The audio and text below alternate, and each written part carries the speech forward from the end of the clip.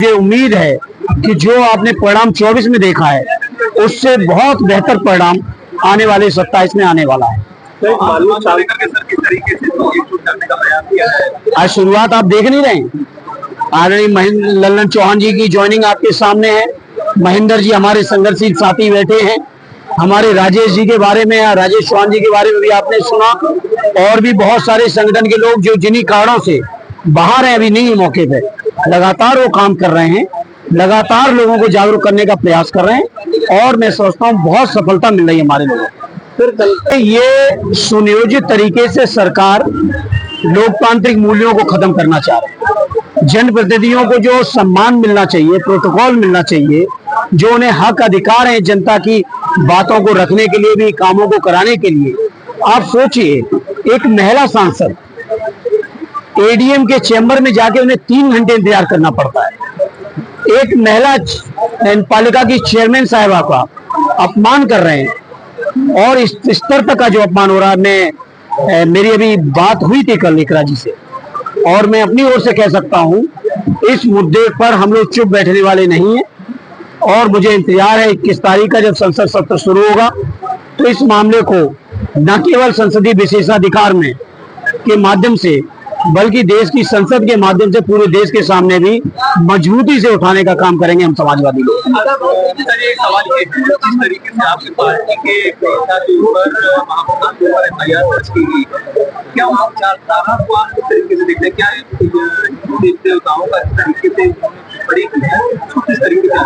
नहीं, मैंने उस एफआईआर के बारे में मुझे जानकारी नहीं है। दूसरा क्या सवाल और है कि आज सरकार ने 20 साल बाद याद आई नीतीश जी को, 20 साल बाद ये याद आई क्या? अब जो कुछ भी कर लें, नहीं कहा होगा, मैं इनकार नहीं कर रहा हूं, लेकिन मैं पूछना चाहता हूं बिहार के मुख्यमंत्री जी से भी, उनकी सरकार से भी, और एनडीए अलायंस से भी, कि 20 साल से आपको ये बातें क्यों नहीं याद आई? बिहार की जनता के बीच अब कोई लोग लुभावन बात चलने वाली नहीं है। बिहार की जनता फैसला लिए बैठी है, और इंडिया अलायंस को और तेजस्वी जी को, उनकी पार्टी को वहां से जिताएगी। सर, एक सवाल और है कि बिहार के एडीजी का एक बयान आया है, उन्होंने बताया है कानून व्यवस्था को लेकर जिस तरीके से बिहार में है, उन्होंने बताया कि मौसम का है मिजाज, मौसम इस तरीके के हर साल मौसम में अपराध बढ़ जाते हैं। जवाब ये किसका जवाब है? एडीजी का जवाब। किसान इस महीने में खाली रहते हैं, इसलिए अपराध बढ़ते हैं। तो वो भी मौसम वैज्ञानिक लग रहा।